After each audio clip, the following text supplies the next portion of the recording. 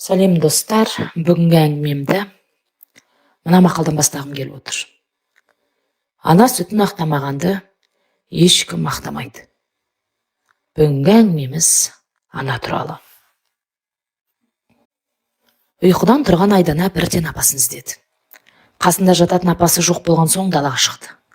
Ауланың төр жағындағы тапчанда жатқан болар деп, сол жаққа қарай жүрді. Келсе жоқ.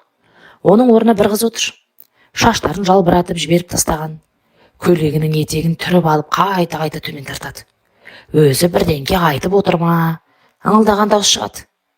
Қасында жақындаған Айдананы байқамады. Апам қайда? Дегенде бірақ жалт қарады. Оның оқыс қимылынан Айдана шошып қалды. Апа! Деп артқа бұрыла сала жүгірді. Отырған қыз бір түрлі дауыспен шиқылдай бұның қашқанын қызықтап күлді. Айдананың дауысын естіді ме апасы? Ау жаным, ботақан, не болды? Деді. Айдаладан айғайлап. Апа! Апа! Деп Айдана шарылдап жылап, апасының екі бүтін ортасына кіріп кетті. Тапчанда екеуіне қарап күліп отырды. Әлгі қыз көріп апасы, о жаратқан ем сақтай көр, шошып қалған екен ғой деп Айдананы көтеріп алды. Қорықпа ботам, мен осындамын деп жұбатып жатыр. Қыз болса өксігін бас алмай әлі жылап тұр. Тапчан жаққа қарап қояды. Жамал 3 жасар қызды көтеріп тапчанға келді. Бір шетіне жайғасып отырып жатып, қорықпа, бұл Рабиға тәтен ғой. Рабиға бұл біздің Айдана, деді Рабиғаға қарап. Рабиғасы бірақ ештеңке демеді. Бұларға әлі күліп қарап тұр. Күлгенде қызық басқаша. Күлгенде барлық тістері көрініп, түрі өзгеріп, сүйкімсіз болып кетеді. Көйлегінің етегімен алысып әлі отыр. Жоғары көтереді де қайта төмен тартады. Айдананың Рабиғамен танысуы осылай басталды. Бірден жақтырмаған қыз қайтып оған жоламады. Кешке өрістен малды айдап атасы келеді. Атасының алдынан шығып, қораның есігін ашып, бұзау қалап, үлкен ыстындырғандай болып үйге кіреді. Осы қызым болмаса қайтер едім? Әлгі бала қайда? Малдың алдынан неге шықпайды? Деп өтіріктен баласын іздей бастайды. Оған Айдана осыдан сайын, мәз, атам өзіме қашамын, деп атасының мойнына асыла кетеді. Біраздан соң апасы Рабиғаны көріп шошып қалды. Үйреніп кетер көреміз, деп сыбырлап шалыны сөйлеп жатқан естіп қалды. Бірақ ештеңке түсінбеді. Үйде ешкім жоқта Рабиғаға жолауға қорқады. Онымен оңаша қалмауға тырысады. Бірде қасында қалай келіп қалғанын байқамай қалды. Қуыршағына көйлегін кигізіп, шашын тарап отырған. Рабиға келіп, берші, деп қолын созды. Менікі, деп қаша жөнелсе, енді бірде даладан кірген кезде сол қуыршағымен сөйлесіп отыр екен. Қасына жүгіріп барып қолынан қуыршақты жұлып алады. Тиіспе, менікі, деп сол қуыршағымен ұрып жібереді. Рабиға болса, бере салудың орнына қуыршаққа таласады. Содан бері Рабиғаның жек көреді. Бірде апасы, қызым, Рабиға тәтеңді тамаққа шақыр бар дегенде, шақырмаймын, деп бұртия кетті. Неге шақыра ғой, бар десе, шақырмаймын, жаман ол, дейді. Қой, олай деме, ол сенің тәтең ғой, кетсін, жаман, дейді. Одан сайын бұртия. Қой, олай деме, ол да менің қызым сен сияқты. Осы ғой оның үйі, тәтең ғой сенің. Бар, шақыршы тамаққа, десе де шақырмай қойғаны бар. Өсе келе еті үйреніп, енді Рабиғадан қорықпайтын болды. Қайта арасында Рабиғаны мазақтап ұрып кететін шығарды. Ондай кезде Рабиға ештеңке демейді. Бар тістерін ақсита күліп отыра береді. Үйге кісі қонақ келсе, Рабиғаны кіре берістегі тар бөлмеге апарып отырғызып қоятын. Қонақтар кеткенше шықпай отыратын. Бір күні Айдана сол бөлменің есігін сыртынан жауып, жарығын сөндіріп тастайды. Қараңғыдан қорыққан Рабиға айғайлап, қонақтардың есін шығарады. Осындай бір қылықтармен Рабиғаға тиісуін қоймайды. Қайта қой деген сайын есіріп, ерегесіп кетеді. Рабиғаға тілін көрсетіп, оны жақтырмайтынын білдіріп отырады. Бұзық құс саған ренжісе кетіп қалады, десе, кете берсін, деп қарап отыратын бар. Осылай уақыт зымырап өтіп, Айдана мектепке де барады. Енді көшенің ғана емес, ауылдың балаларымен араласып, ерке қыз өсіп жатады. Бір күні мектептен келе жатып үйге жақындап қалғанда, жолдың бойында өзін күтіп, Рабиға тұрады. Алыстан қолын бұлғап, бұған қарап күле береді. Қасында жақындағанда Айдана, неге келдің, барары, сенімен жүрмеймін, деп қасына жоламай қояды. Үйге келген соң да апасына, апа, Рабиғаға айтыңызшы алдымнан шықпасын, дейді. Неге? Мен ғой жіберген, қашпа одан, дейді. бір күні тағы да солай алдынан шыққан Рабиғаға айғайлап тастайды. Сонда қасында келе жатқан көршінің сары қызы: сен неге мамаңа кет дейсің? Қумасаңшы мамаңды, дейді. Оған Айдана таң қала қарап: ол менің мамам емес, дейді. Мамаң болмаса онда неге бір үйде тұрасыңдар? Мамаң сенің, деген сөзіне шыдамай Айдана булығып жылап жібереді. Екі көзінен жас парлап ағып үйіне жүгіріп кіреді. Есіктен кіргеннен сөмкесін лақтырып жіберіп төсегіне барып құлайды. Аңырап жылап жатқан қызын көріп Жамал келеді. Не болды қызым? Кім саған тиіскен, дейді. Айдананың басын өзіне бұрып: апа, ол менің мамам емес, дейді дауысын ағыздап. Не дейді? Кімді айтасың? Шолпан, Рабиға сенің мамаң, деді. Ол менің мамам емес, деді тағы айтылып. Жарықтық, солай деді ма? Қоя қой, келші, деп қызын айналып толғанып жұбатып алды. Өксігін басып болған кезде: ол сенің тәтең ғой, менің қызым. Одан неге қашасың? Қашпа. Онда мен саған ренжитін боламын, деп жұбатады. Рабиға сенің мамаң. Рабиғаның қызы деген сөздерді кейін тағы да еститін болады. Естіген сайын Рабиғаға жаны ұстайды.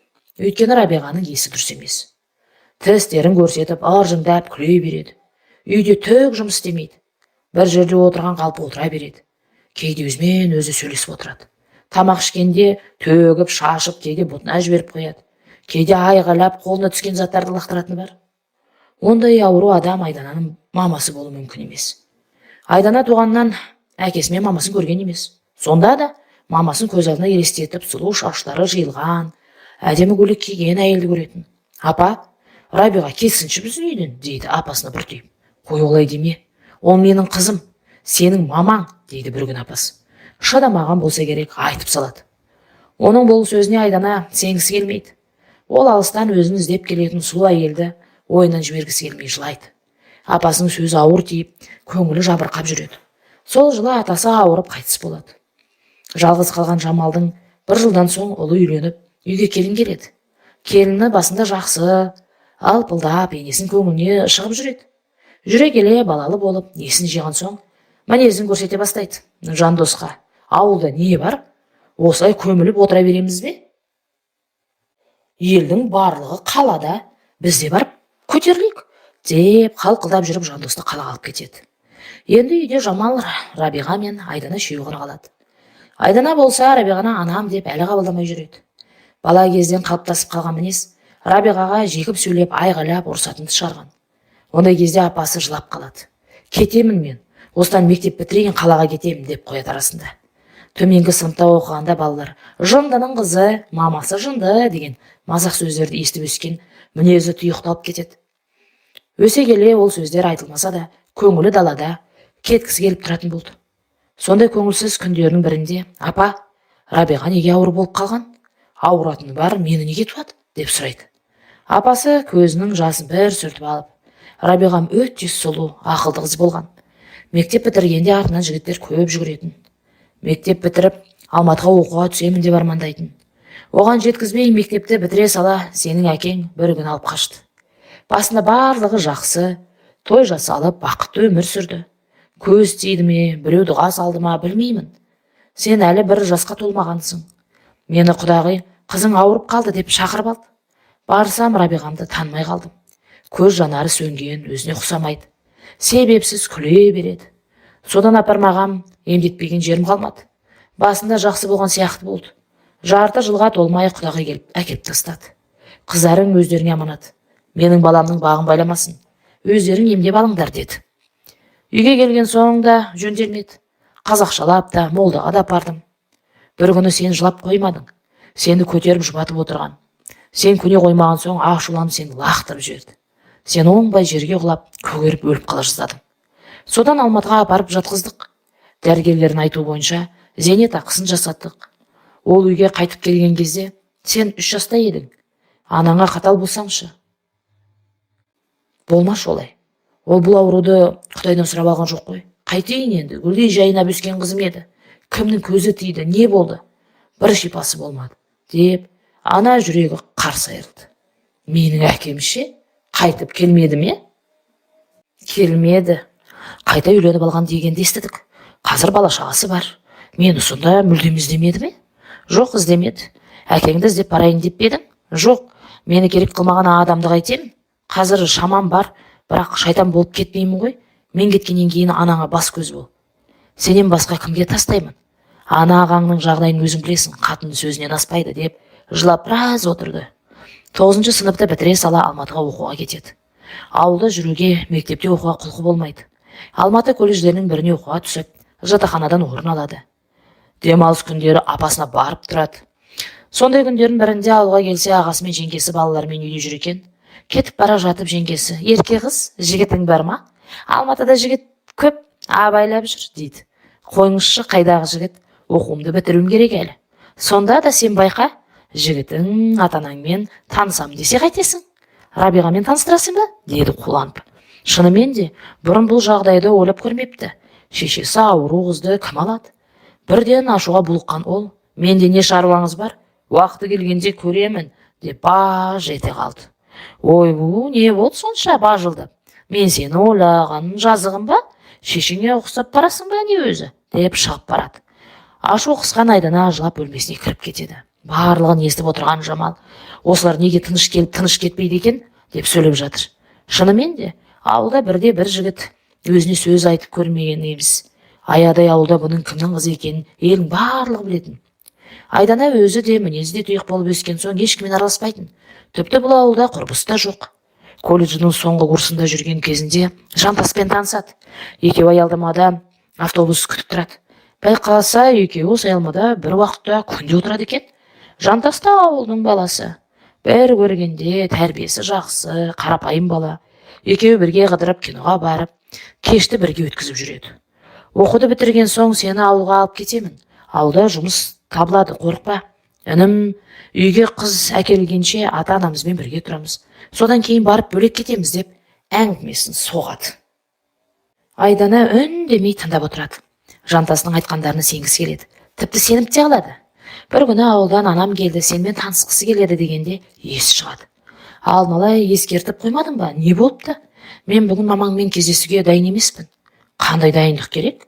Білмеймін ғой, дұрыстап киініп, шашымды жөндеп. Сен онсыз да әдемісің. Айтып үлгермедім. Аяқ астынан келді деді. Айдананы өзінің пәтеріне алып барады.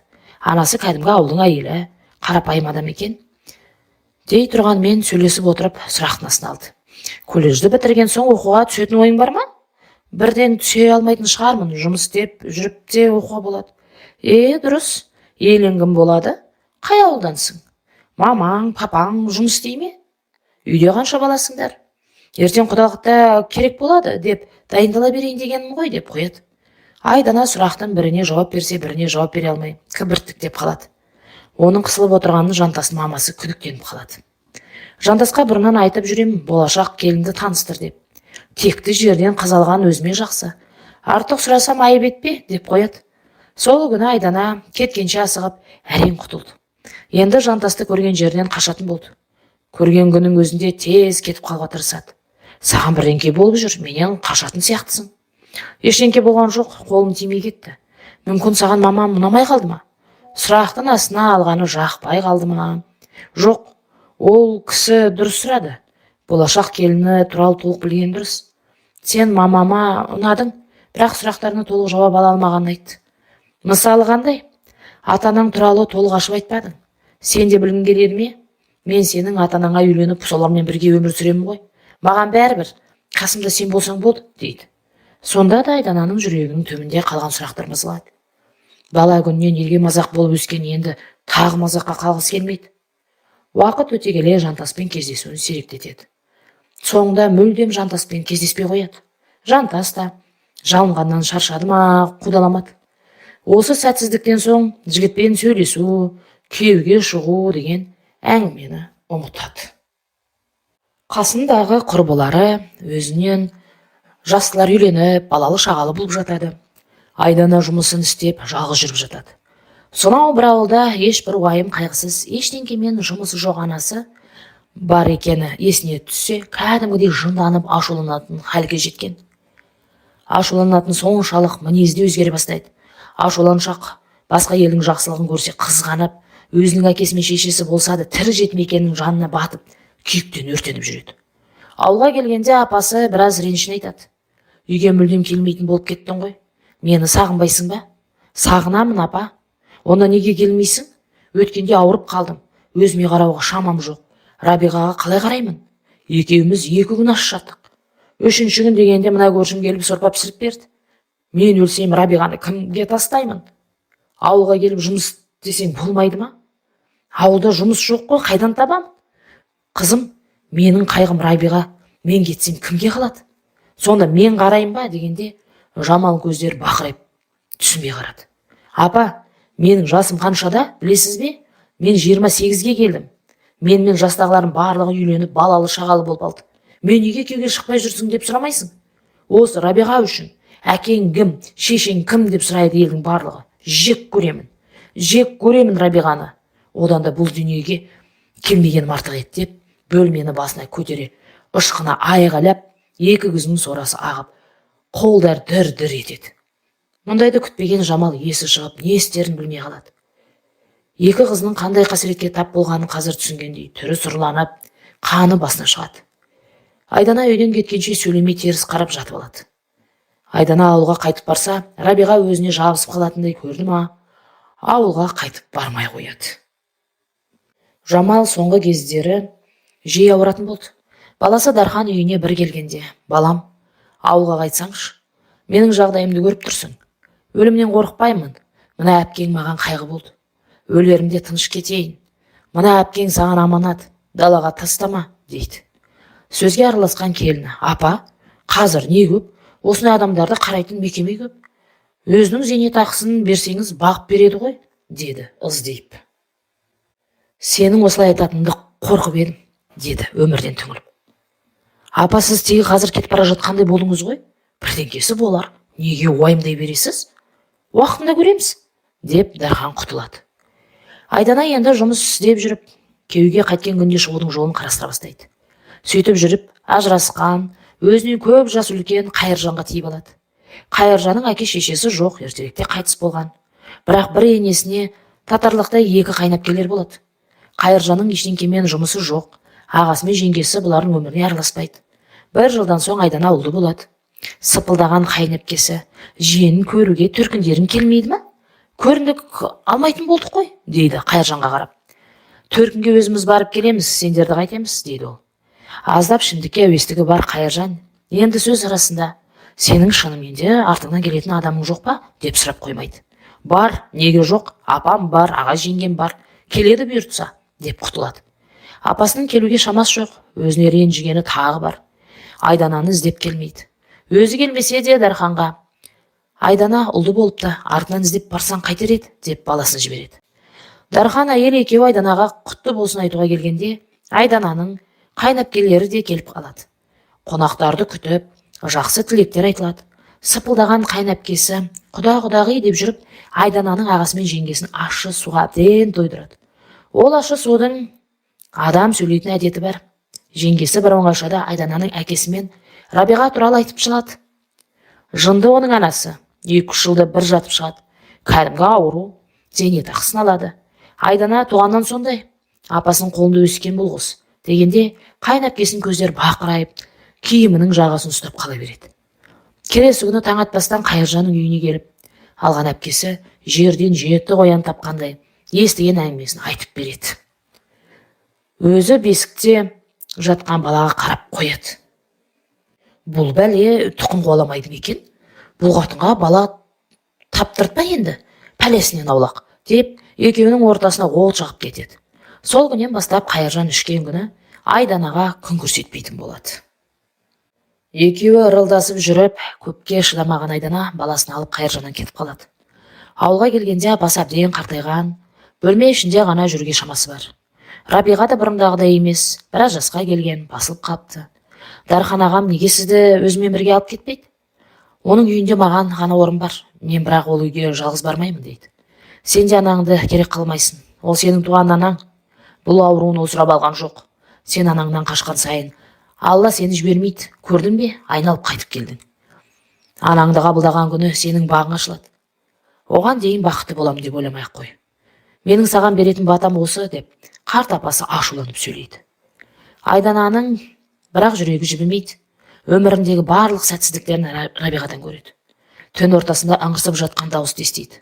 Орнынан тұрып сыртқа шықса, Рабиға әлі жатпаған екен. Қолындағы шыбығымен жер сабалап отыр. Бірден ашуы келген Айдана: «Неге жатпағансың? Бар, жат!» деп зекіп. Рабиға бұған қарамайды. «Жат деймін саған, адамға ұйқы бер!» деп иығынан жұлқып қалады. Рабиға басын көтеріп ыржия бір қарайды. «Тұр, тұр!» деп жұлқып тұрғызып төсегіне жатқызады. «Менің бар өмірімді құртқан сенсің, жек көремін сен!» деп ызаланып жылайды. Барлығын естіп жатқан Жамал: «Сөйлеме оған, бақпайтын болсаң кет. Өзіміз сенсіз ақ күнімізді көреміз» деп айғайлайды. Үні өшкен Айдана: «Осында қалсам, мен де жынды болатын шығарым» деп ойлайды. Кетіп қалайын десе, қолындағы баласымен баратын жері жоқ, амалсыздан қалады. Сол жылы күзде апасы өмірден қоштасып кете береді. Рабиғамен үйде жалғыз қалған Айдана жаңа өмір бастайды. Осы уақытқа дейін апасының соншама жылы шыдап келгенін таң қалады. Өйткені Рабиғаның өзі бір бала сияқты. Күтімді қажет етеді. Үйде қатары қарап отырмасаң көшеге шығып кететіні бар. Көршілер бір-екі рет жетектеп әкеледі. «Жамал апам жоқ, мына байқұстың сұры қашып кетіпті ғой.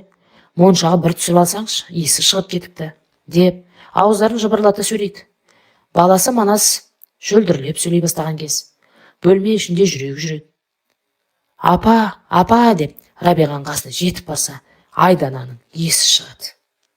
Баласы Манас шөлдіреп сөйлей бастаған кез бөлме ішінде жүгіріп жүреді. Одан кейін баласын оның қасынан ала қашады Айдана. Бір күні баласының дыбысы шықпай қалады. «Бұл қайда?» деп іздеп жүріп, үйдің артынан табады. Рабиғаның қасында отыр екен. «Мәз!» Рабиға кәдімгідей оған ертегі айтып отыр екен. Ертеде, ешкі жүні бөртеде деп бастады. Манас ауыз ашылып тыңдап отыр. Осы уақытқа дейін өзінің баласына бір ретте ертегі айтып бермеген ойлады. Анасымен отырып бір ретте әңгіме айтпаған екен ғой. Сөйлесе кәдімгідей әңгіме айтады екен ғой деп ойлады. Өзінің оғын үнемі зіркілдеп, ұрсып сөйлейтіні есіне түсті. Адам болғалы анасына бір көйлек орамалды алып бермеген екен. Кешке тамағын істеп болған соң баласына: «Апан тамаққа шақыр бар» дейді. Баласы апалап жүгіре жөнеледі. Саусағынан ұстап алған, жетектеп әкеліп дастарханға отырғызады. Алдына тамағын беріп жатып: «Ас болсын» дейді. «Рахмет қызым» дейді Рабиға. Шешесінің өзіне сөйлегенін тұңғыш рет естиді. Мүмкін бұрын талай сөйлегенде шығар, бірақ өзі тыңдағысы келмеген шығар. Үшеуі отырып кешкі асын ішті. Демалыс күндердің бірінде ағасы мен жеңгесі келеді. «Апамның басына барып Құран оқытып келейін. Құлыптасын көтеру керек. Өзіңе қандай көмек керек?» дейді. «Рахмет, күнімізді көріп жатырмыз. Қысқы отын түсіріп берсеңіз болды». Рабиға мазаңдалып жүрген жоқ па? «Жоқ, тіл табыстық. Көрініп тұр, жағдайың жаман емес сияқты» деп сөзге жеңгесі араласты. «Рабиғаны өткізіп тастайтын шығар деп ойлаған едім. Өткізбей ақ өзің бағып отыр екенсің» деді. «Апамның аманаты, кеткенше табыстап кетті. Анамнан безбейтін шығармын» деді көзін аларта. Ағасы мен жеңгесі кеткен соң тапчанда отырып ұйықтап кетіпті. Қасында біреудің жүргенін байқамайды. Жаймен қараса, анасы көрпемен үстін жауып жатыр екен. Өзі: «Манас, Манас» деп Манасты іздеп кетті. Көшеге шығып кеткен Манасты аулаға кіргізді. «Апа, су ішемін, су» дейді бала. «Су? Қазір» деп суға барады. Осыншама жылдар апасы мен анасы екеуі осылай бір-біріне тірек болған екен ғой деп ойлайды. Елдер жынды дегенде өзіңде анасын жындыға санап келгеніне жын ұстайды. Осылай арада бір жыл өтеді. Бір күні үйлеріне Қайыржан келеді. «Кешір, мен ақымақ болыппын. Сенен кейін де бір үйлендім. Ол да кетіп қалды. Арамызда бірақ бала болмады. Қайта үйленіп жүріп, абырой таппадым. Балама келдім, саған келдім. Қайта қосылайық» дейді. «Қайтесің мені? Мен жынды, ауру адамның қызымын. Әне, бағып отырмын. Тұқымыңды бұзасың, абайла» дейді ашуланып. «Мойындаймын, менен қателік кетті. Бұл дүниеде кім ауырмайды? Анаңды екеулеп бағамыз. Маған бала, отбасым керек» деп кетпей жағалап жүріп алады. Айдана бір шетінен баласы үшін риза болады. Өзінің әкесі бір ретте артынан іздеп келінген емес. Балам деп тұрған адамды несіне қуады? Қайыржанды кешіріп, екеуі бірге өмір сүре бастайды. Бұл Айдананың өмірін келесі бір бөлесі еді. Ауыл адамдар да қызық. Бала күнде жындының қызы, шешесі ауру деп мазақтаушы еді. Енді анасын бағып отыр, адасқан қыз қайтып келді деп әңгіме соғатын болған. Тек Рабиға ғана өз әлемінде өмір сүріп жатыр. Оған бәрібір, кім не десе де қайғырмайды. Ағаштың түбінде Манаспен бірге бала болып ойнап отыр. Әңгіменің соңы.